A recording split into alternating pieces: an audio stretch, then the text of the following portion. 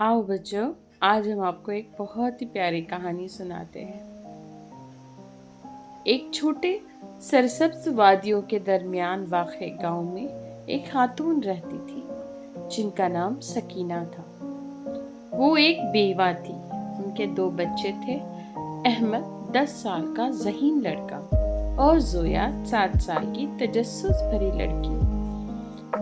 अम्मी अपनी मोहब्बत, सब्र और बच्चों के लिए बेपनाह खुलूस के लिए मशहूर थी। वो अपनी ज़िंदगी के मुश्किलात के बावजूद अपने बच्चों को उनके वालिद की कमी महसूस नहीं होने देती थी। सकीना दिन रात सिलाई का काम करती थी। हर शाम उनके छोटे से आंगन में सिलाई मशीन की आवाज़ गूंजती थी। अगर जब काम मुश्किल था, अम्मी के चेहरे पर हमेशा मुस्कुराहट रहती और वो सिलाई करते हुए बच्चों को लोरियां सुनाती थी।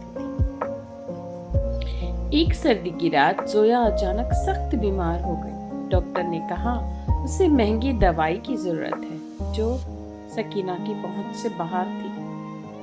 फिक्रमंद लेकिन पुरअज़्म सकीना ने अपने सोने के कंगन बेचने का फैसला किया। ये कंगन उनके शौहर की आखिरी निशानी थी, लेकिन सकीना के लिए उनके बच्चों की सेहत सबसे अहम थी।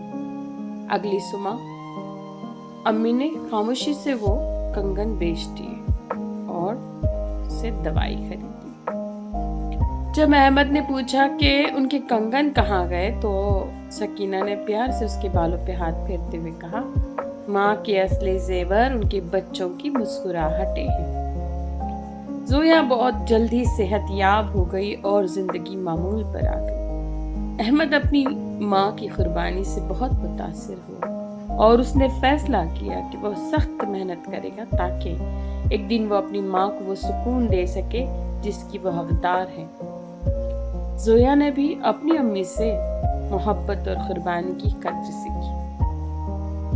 साल गुजर गए। अहमद एक कामयाब डॉक्टर बन गया और जोया ने उस्ताद बनने का ख्वाब पूरा किया। जिस दिन अहमद ने गांव में अपना क्लिनिक खोला, उसने अम्मी को एक तोहफा दिया, एक खूबसूरत सोने की कंगन। सकीना की आंखों में आंसू आ गए और उन्होंने अपने बच्चों को गले लगाते हुए कहा कि तुम दोनों ही मेरे असली खजाने। ये कहानी माँ की बेलौस मोहब्बत और बच्चों के साथ उनके गहरे रिश्ते की अक्कासी करती है। ये हमें याद दिलाती है कि माएँ किस तरह कुर्बानियाँ देती है और उनकी मोहब्बत बच्चों को अजीम कामयाबियाँ हासिल करने की तरगीब देती है। शुक्रिया दोस्तों।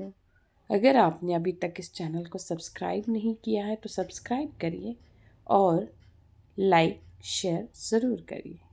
शुक्रिया।